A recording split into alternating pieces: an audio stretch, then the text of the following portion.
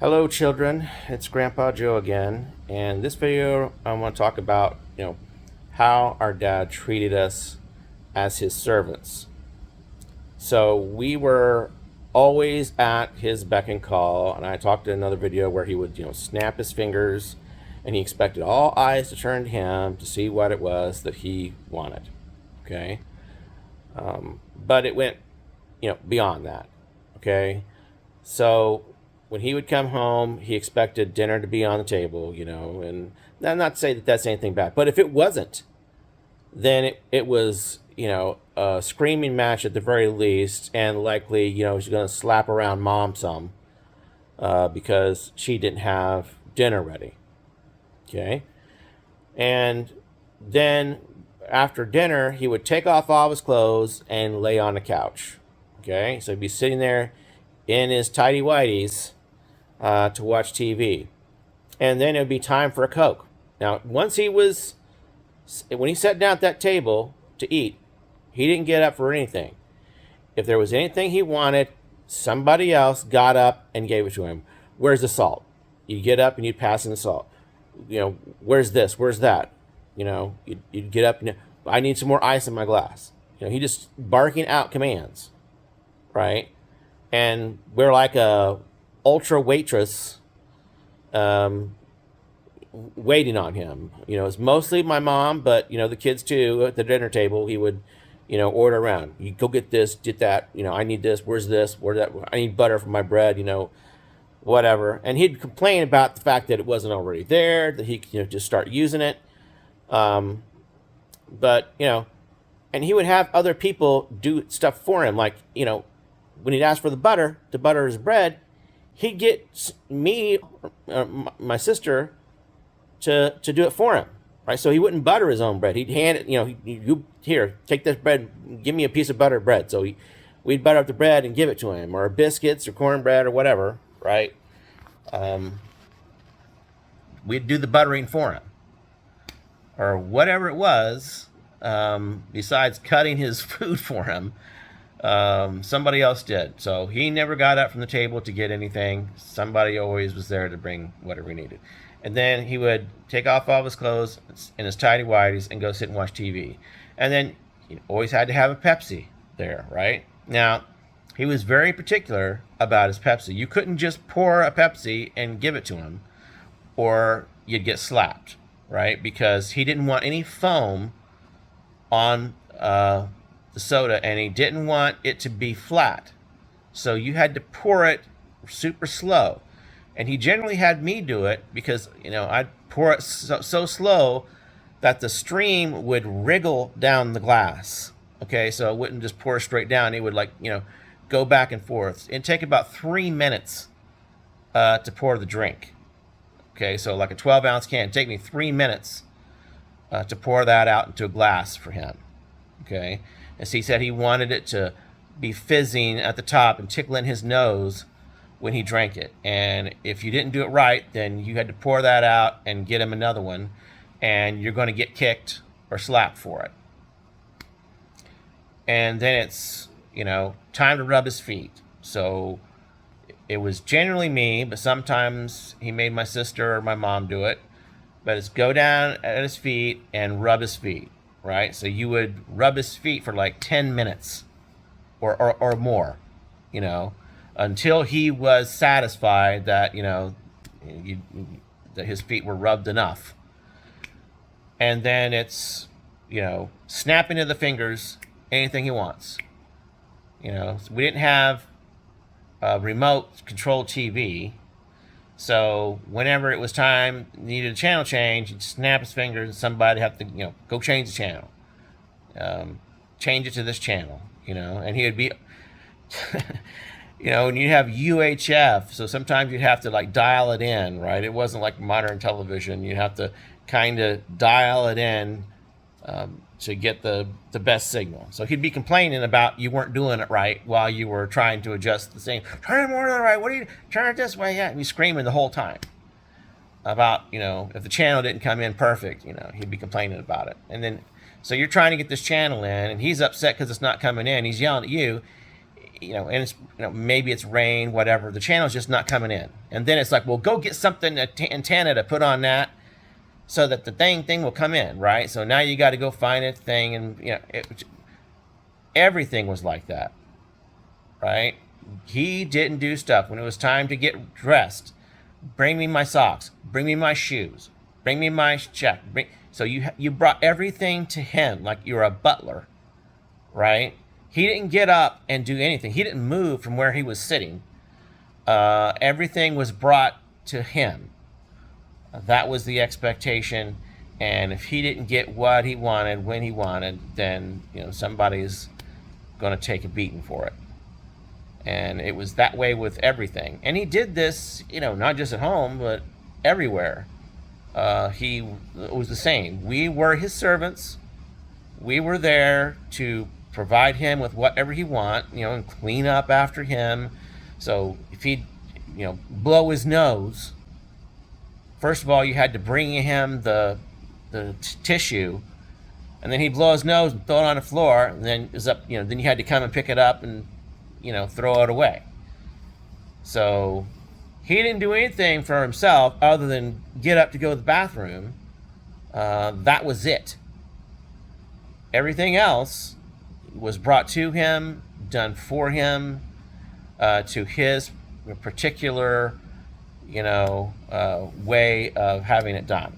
And if it wasn't done to his taste, then, like I said, you're going to get slapped or kicked or something. At the very minimum, you're going to be yelled at and told you're no good. So and that was my entire life. That he was there from childhood to adulthood. So I'm a 22-year-old man, and he's ordering me around like a dog. With not asking, like, no, hey Joe, can you get that over there for me, please? No, it's like, and sometimes he just point like that, and then he because you don't know what he's wanting you to get, and he's like that, and so he'd yell like, get that thing over there, whatever it was, So he's mad. Got interrupted by the storm warning. We're going through the hurricane here, and it's going to be a doozy. We just had Hurricane Helene, and now we have another one. But anyway, so just ordering us around with no respect, with no dignity, just rude, and just mean, and of course expecting us to do exactly what he wanted, the way he wanted to do it, and that was not just me, that was everybody in the family was treated the exact same way. We were nothing more than his property to order around. And then so you do all this stuff, and then he'd come over and say, oh, come over here and give me, hug with me, lay down here. And then he would treat you, hold on to you and stuff like, he was loving on you. And it's like, this is the same guy that just kicked me as hard as he could across the room because I didn't pour his Coke right. And now he's, wants to cuddle. It's just, very strange. So that was our life as a servant.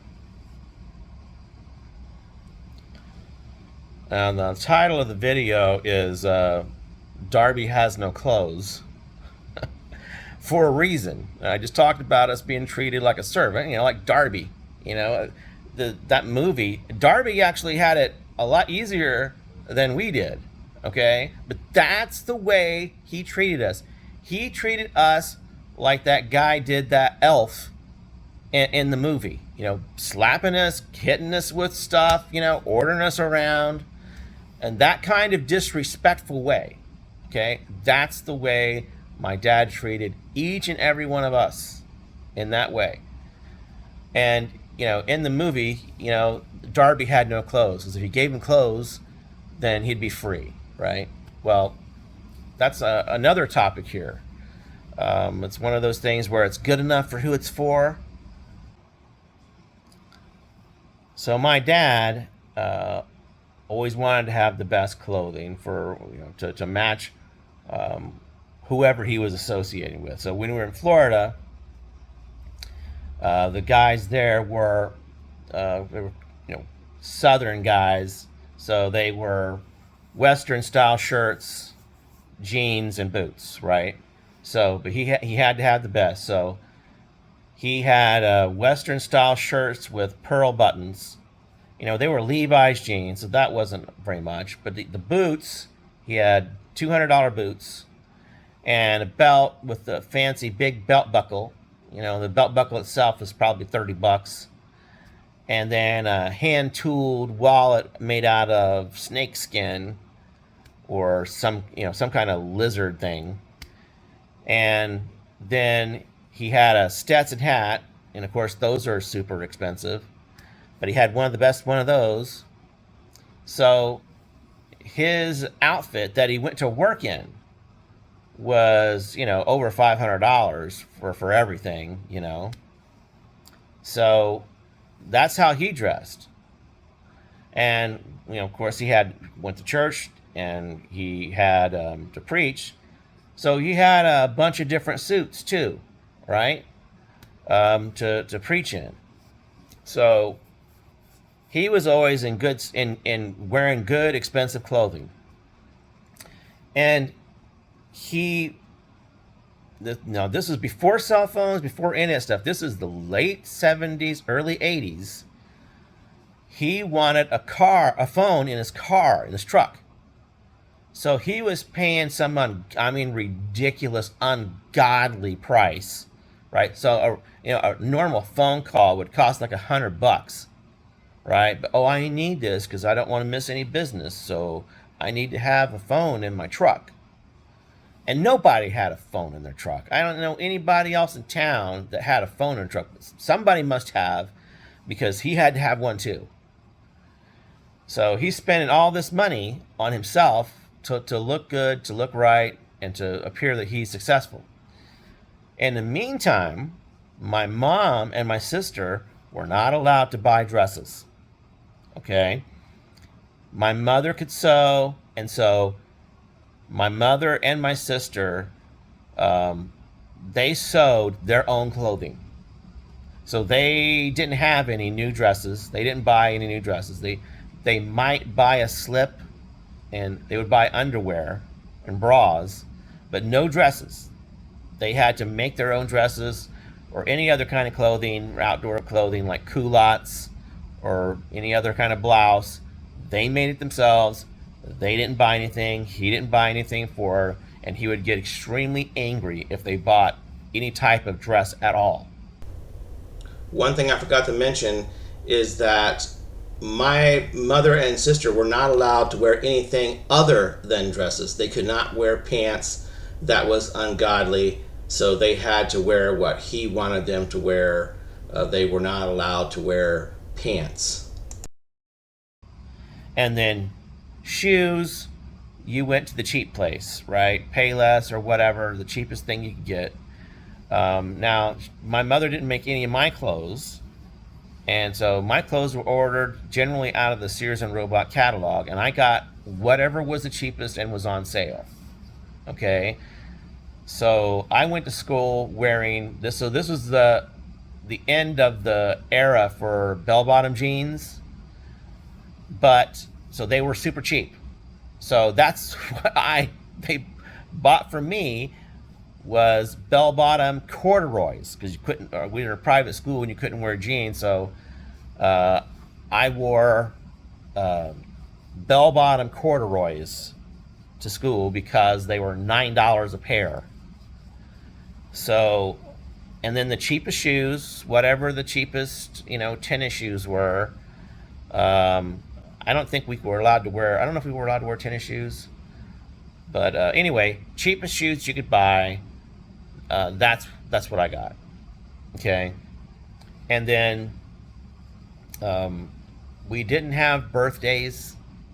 Really, my mom would maybe make a cake, but we didn't generally have a birthday gift. My grandmother would send us like $5 or something like that, and maybe there was a small present, but it was like something under $20. So I don't remember getting anything big for my birthday. It was always some little thing, maybe, but generally it was just a cake.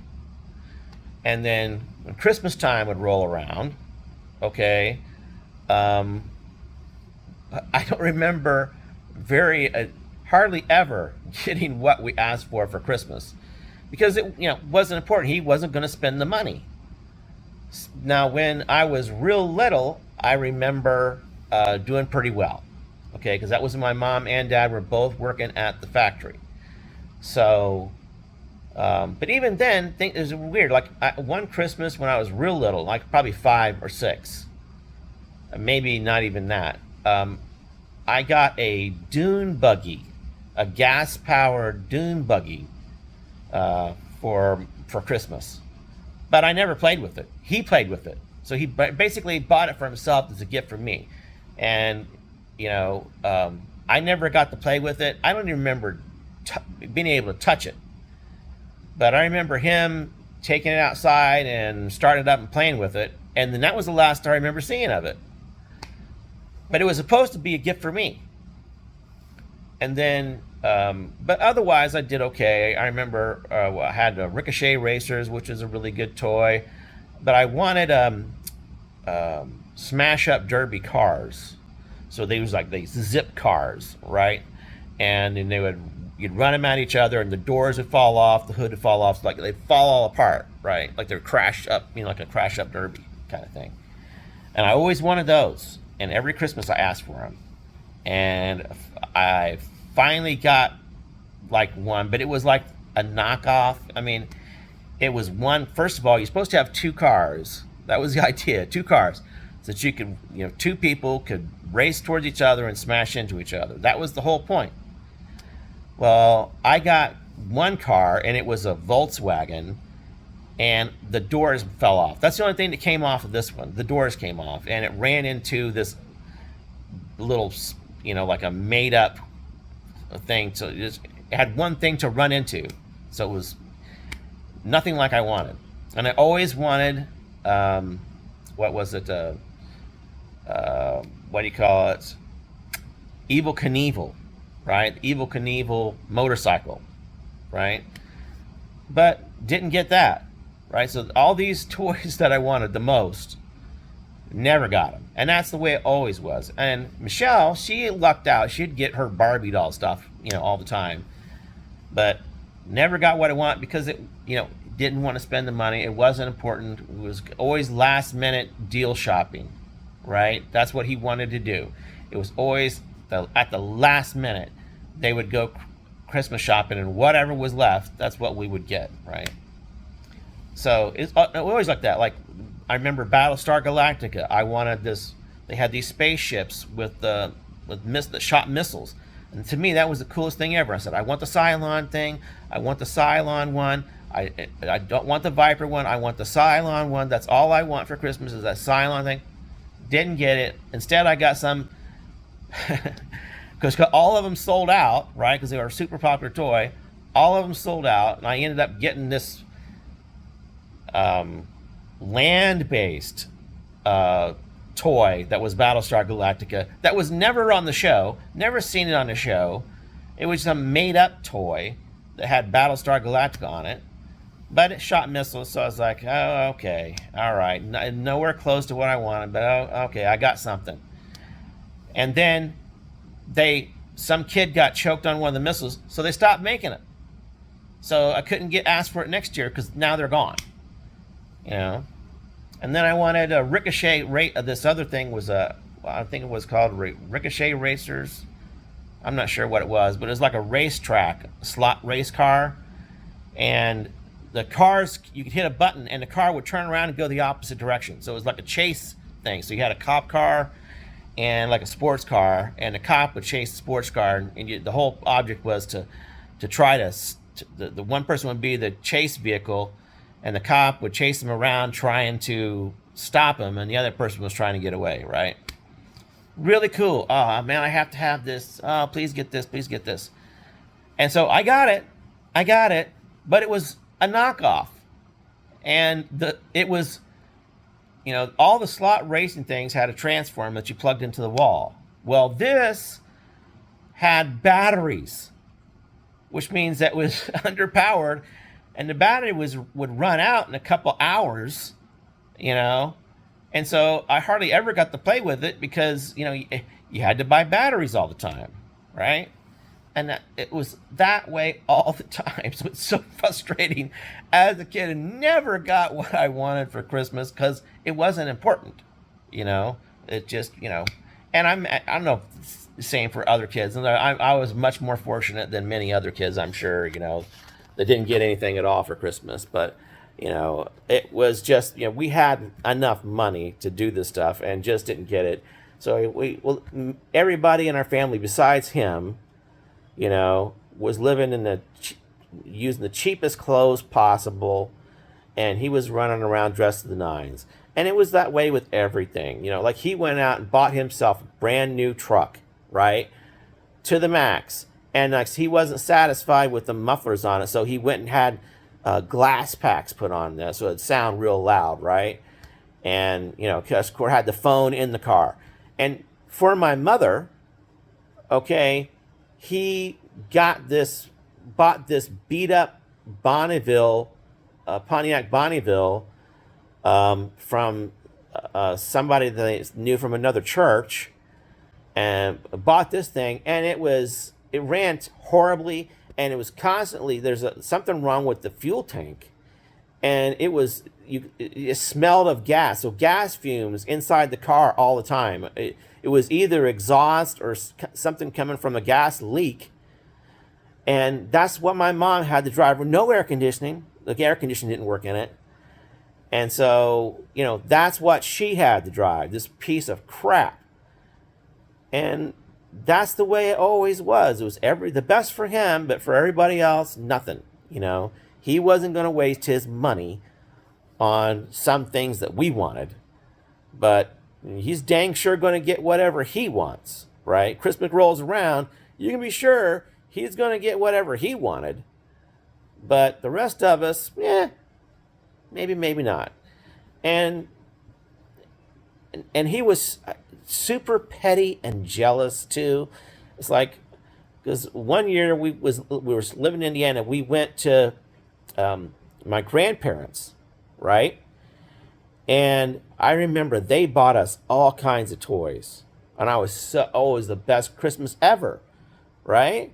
So my grandparents had bought all these toys, and they had bought me some models, right? So one of them was a UFO, and I was like, oh my God, this is the greatest thing ever. It's a glow-in-the-dark UFO spaceship that I can put together myself, right? Greatest thing ever. And it had a little, like a escape pod, right, that was part of it, right? So you had this compartment that opened up, and it had a little escape pod, and so that was the first thing I did was I glued the space pod together, and I was messing around with that, and the rest of it I just kept in a box. I'm gonna put it all together once we get back up in Indiana, okay? And we came down there for some reason in a flatbed truck, okay? And I don't know why, but so we were all crammed into this flatbed truck. That's what we drove down there with. And so he put the toys and all of our stuff in the back of this. And I don't know if it was a flatbed truck or a regular, I don't remember, to be honest. So I'm not going to say for sure. I remember it as a flatbed truck with a tarp over it, but maybe that wasn't the case. But regardless, put all our toys in the back, either in the back of the pickup truck or in the back of this flatbed. And I don't know if it happened accidentally, but it was pretty sus. But when we got to Indiana, guess what? All of our toys were gone. All the great toys that Grandma and Grandpa had bought for us and my aunt had bought for us were all gone. All of them. They blew out. Oh, sorry, kids. And all I had left was that, because I kept that little bitty uh, escape pod ship. That's all I had left because I had that in my pocket. That was what I brought back. That was my Christmas, was that escape pod. Because my dad, because my grandparents had bought me those presents, he didn't buy anything, you know. So we basically came back that Christmas without anything at all. We didn't have nothing left. So the best Christmas turned into the worst Christmas. And, my guess is that's something that he did that on purpose. He threw our stuff away because, somebody else had bought it for us and we loved it so much. That's the kind of guy he was. So, super petty, super selfish. We never had anything. And then later on, okay, now I'm getting older and old enough to work. So I get a job painting. And so now I'm buying my own clothes, right? So I can get, because before I got the job, when we moved up to Georgia, we went out clothes shopping. And at that time, members only jackets were all the rage, right? And so, sorry, my allergies are acting up. So I asked for a members only jacket. Well, they were expensive. And I told my mom, if you'll listen, I said, I want a members only jacket. It has, this is exactly what you see right here on the thing. I'll have a thing. It says members only. Now, if you don't get that jacket, then that's fine. Don't get me, like they had knockoffs. I said, I don't want one that looks like that, right? If it's not a members only jacket, then don't bother getting me a jacket, okay? Don't bother, just get some other kind of jacket, all right? Because I don't want a knockoff, because everybody's going to laugh at me. So what do you happen? Of course, I got the knockoff, right? So I got this, some I don't even remember what it was, but it looked like a members only jacket, but it wasn't a members only jacket. And of course, everybody at school made fun of the poor boy who didn't have, had a knockoff members only jacket. And that was what I wanted my best to avoid. And they, I was already wearing trash clothes. I mean, I wore Wrangler jeans, which at that time were the worst, you could possibly buy, and Puma shoes, from, it wasn't even Walmart. It was I can't remember what it was. It was some local little general store thing. And it was just, I felt so miserable, being the poor kid. And, I wasn't the only one, of course. But, so, started working, bought my own clothes. So I bought myself, Calvin Klein jeans and Levi's shirts and, so now I'm dressed the nines. I got nice shoes and I'm looking good, I got all these nice things. I'm making money on my own, right? And so I was saving my money up and I was going to buy myself a car, right? Some, cheap car, but some kind of car because, I was going to be a junior and then a senior. And of course, I want to start driving. I wanted to be able to buy my own car so I could drive myself to school, right? So I'm, trying to save my money the best I can. Well, my dad makes me stop working, okay? And so, because he knows I'm saving money. And makes me stop working. I can't work with this guy anymore. And because I have to work with him now. Because he's working again. So, can't work with the painter guy, not making any more money. And he buys me a motorcycle. And I am shocked. He buys me this motorcycle for my 16th birthday. So, I don't get a car, but I get a motorcycle. And of course, this isn't a motorcycle you can ride on the road. Okay, it's not street legal. So I can't ride this motorcycle to school. But, it's something. So I was, super appreciative. I couldn't believe it. This was the biggest gift that my dad had ever bought me, ever. Okay, couldn't believe it. He also bought my brother a bike on my birthday. Okay, but it's a little bitty mini bike. So that was like, okay, well, could have bought me a better bike, but you bought one for Jeff. Okay, whatever. No big deal. But I was a little jealous, to be honest. I didn't think it was fair. He got a present on my birthday, and a big one too. Because he didn't have. That was the best present he ever got too. So okay, fine. And because most of the kids, every kid up there, every guy had a motorcycle. I mean, and I think that's why he did it, because every other dad or parent had bought their son a motorcycle up there. Everybody had one. So 16, I get this motorcycle. I'm having great fun with this thing. I'm riding up in the hills or whatever. But it was dangerous, and I wanted a car, right? So I'm gonna try to sell the bike, and then with the extra money that I had, saved up, because he let me start working again. So now I'm working again and saving a little bit of money, and with the sale of the motorcycle, I can afford to buy a car, right?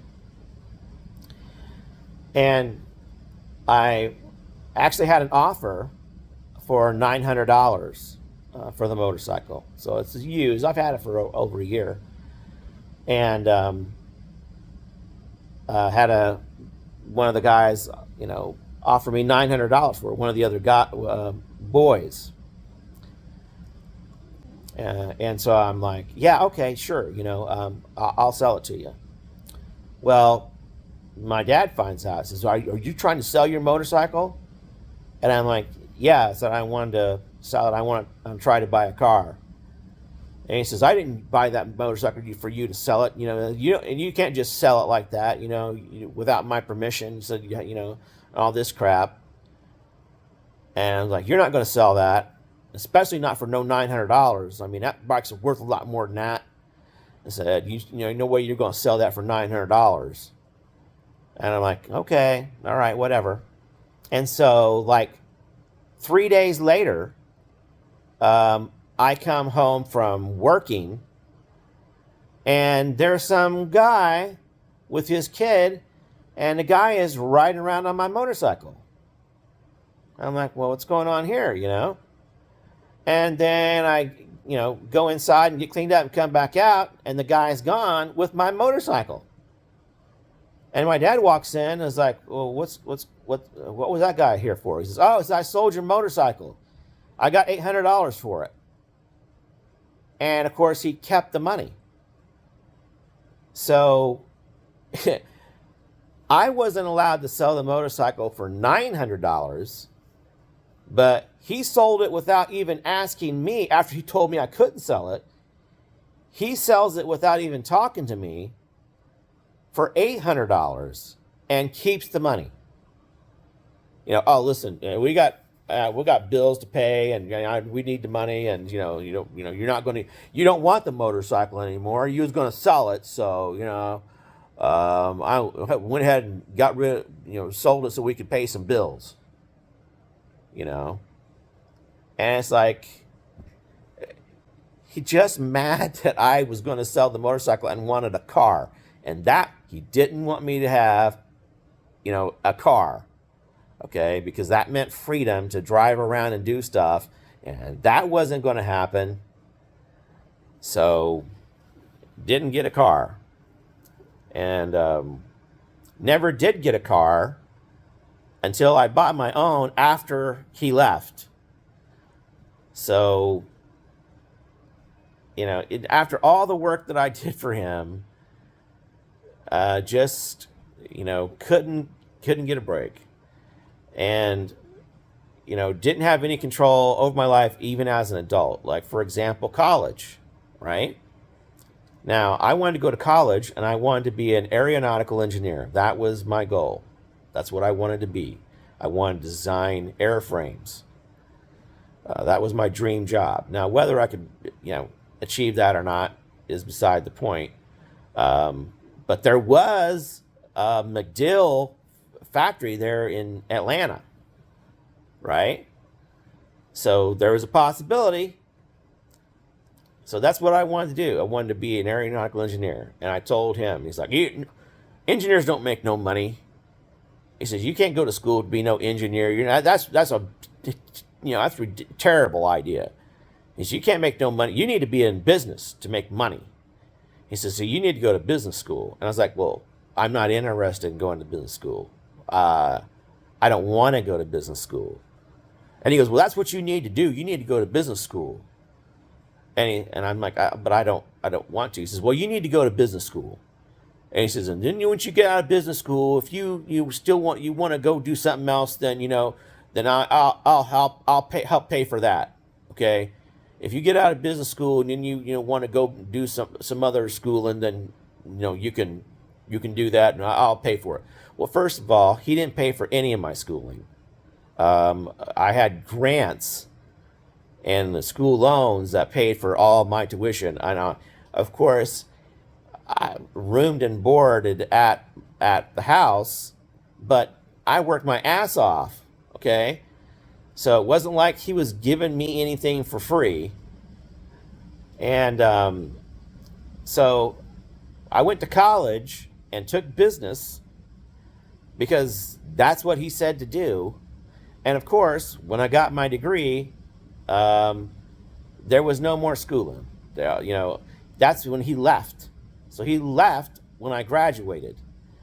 So he's not going to, pay for engineering school now that he's run off with some young woman. So I didn't even get to go to college for what I wanted to do for a career. Now luckily and God blessing, I got into computers and have been fairly successful in the IT field and love my current job as a developer. But that wasn't my goal. That's not what I wanted to go to school for. And it was the same thing for my sister. I don't even think she wanted to go to school, but he pretty much forced her to go to school to be a teacher. And so that's what she is. I guess she likes it now, but that's not what she wanted to do.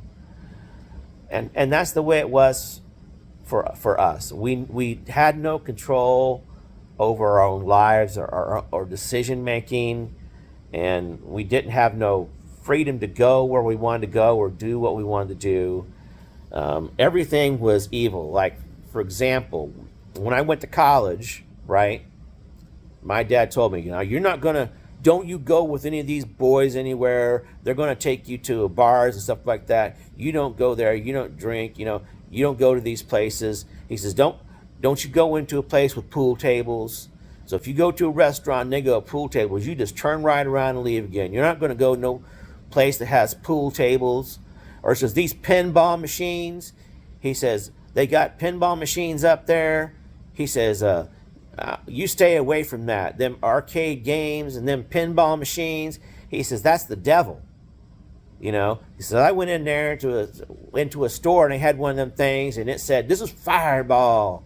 It had the devil on it and everything. He says, I don't want you doing any of that stuff. So I didn't. I went to college and there was a game room where everybody hung out, right? Of course. Everybody hung out in there. Now, there was no drinking. It was a dry county. Or not dry county. That the school was dry. So, no drinking on campus. It was a ROTC school. But, there was a game room where everybody hung out, watched TV and stuff like that. I didn't go because I respected my dad that much, even though he wasn't around to see it. I never went inside that place, not once. And how do you explain to your friends or whatever when they want to go over and you say, well, no, I can't go in there. My dad don't want me to, so I'm not going to, what does that sound like? It's just embarrassing. And, that's what I'm saying. Control over my life, even when he wasn't around, he was in control of my life, and no autonomy at all. Everything was controlled by him and had no decision-making ability at all. And it was not just me, but everybody else. You know, it was the same way. Everything was about him, and we were just there to serve him and to make him look good. So he wanted me to go to business school so that I could help his business, right? He just wanted to use me to make his business better. That was why I had to go to business school.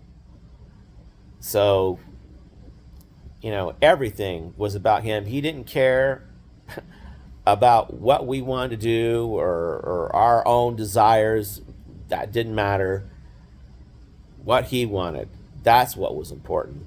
And our whole goal in life was to fulfill his wants and desires. So I think that does it for this video. I've rattled on long enough. And I think this is, you know, pretty much the conclusion of, you know, all the negative sides of my life, which of course are all about my father. Now I want to move on, maybe talk some videos about other parts of my life that, you know, weren't destroyed by my father. Maybe some happy things, some accomplishments, things that I was able to achieve. But try to get off topic him. Now, later on, when we get into my later life, we might go back off track and start talking about some bad stuff. But hopefully the next couple videos will be on the lighter side.